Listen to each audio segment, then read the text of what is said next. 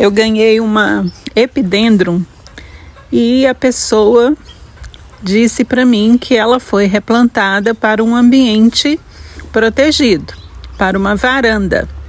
E como as minhas orquídeas ficam no orquidário que é aberto, eu irei replantá-la e vou preparar o substrato para que vocês vejam. O primeiro componente é uma terra de boa qualidade. Olha só, não utilizo aquela terra vermelha, argilosa, pobre, que depois fica muito compactada. Eu evito ao máximo de utilizá-las. Então, 2 partes dessa terra. Nós temos sempre que lembrar que na natureza as plantas são cultivadas em um ambiente riquíssimo, seja em matéria orgânica, seja em nutrientes. Então, olha, nós temos de imitar ao máximo esse ambiente. Carvão triturado. Posso usar aquele da churrasqueira? Não, ele tem os resíduos de sal, da gordura da carne, aquele não pode. Qual que é a função do carvão? Deixar esse substrato bem airado, bem poroso, é como se fosse a matéria orgânica mesmo.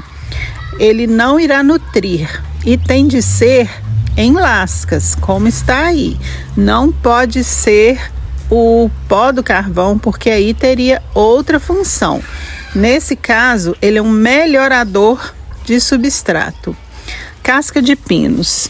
Eu consigo comprá-la em pacotes até maiores pelo volume de replantes que eu faço, mas você, ao replantar uma orquídea, por exemplo, uma Phalaenopsis, se a casca de pinos estiver em bom estado, pode usar sem medo.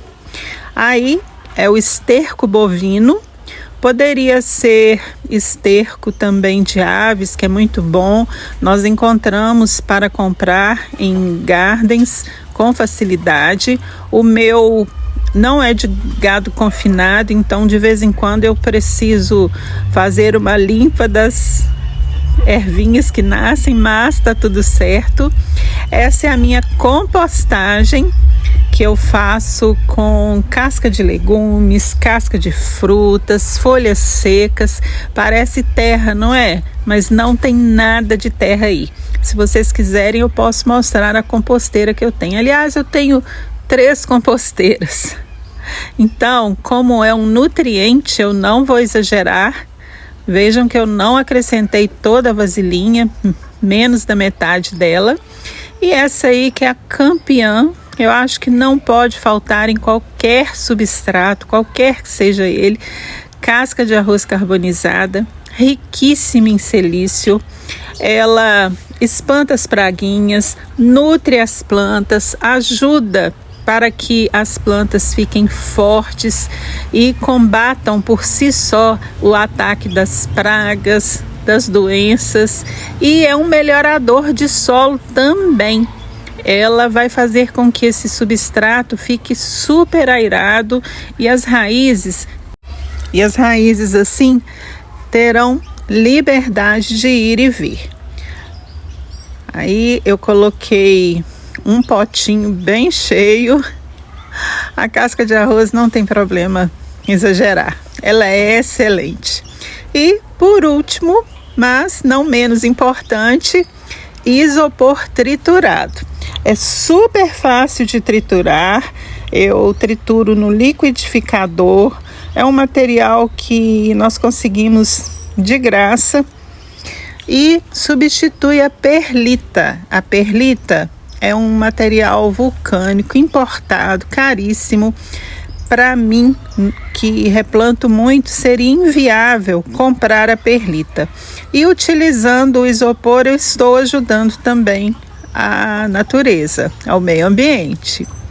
Aí é só misturar como se fosse um bolo mesmo e olha só como fica airado. Eu posso apertar usando toda a força que não fica compactado. Então é tudo que as raízes querem. Aí eu já estava retirando a mocinha do vaso, já quase não tinha substrato, as raízes se desenvolveram muito, olha. A minha amiga colocou como dreno isopor picado e caco de telha. Aí eu fui retirando o substrato, notei que tinha um pouquinho de esfagno. Esfagno aqui para mim, eu tenho que usar com muita cautela por conta das constantes chuvas. Eu sempre falo isso com vocês.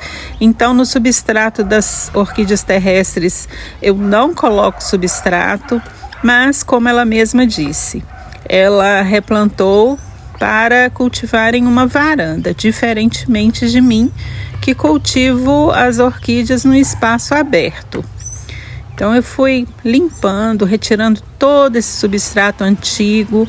Uma outra coisa que ela me disse também, que ela já havia replantado há um bom tempo, então já estava na hora de replantá-la.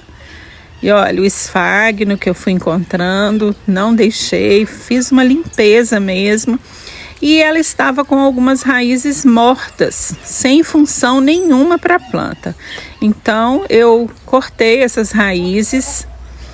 Eu evito ao máximo retirar as raízes quando elas estão boas. Aí eu fiz uma limpeza mesmo. E olha, em comparação com as que estão boas, elas estavam bem sequinhas, sem função mesmo para a planta. Então não há o porquê deixá-las. Elas podem até atrair praguinhas. Aí coloquei uma camada de dreno no vaso, acrescentei o substrato, centralizei a orquídea. Essa orquídea cresce por todo lado e fui aconchegando com mais substrato, sempre acertando com as mãos para que a orquídea fique bem firme. Essa segurança é importantíssima na hora dos replantes, porque a planta passa por um estresse. Então, quanto mais segura ela se sentir, melhor para ela se adaptar à nova casa, ao novo substrato, ao novo clima e enraizar e brotar. Aí eu gosto de colocar esses tutores de Phalaenopsis, eu nunca jogo fora. Para firmar, usei um araminho daquele revestido com plástico para firmar bem.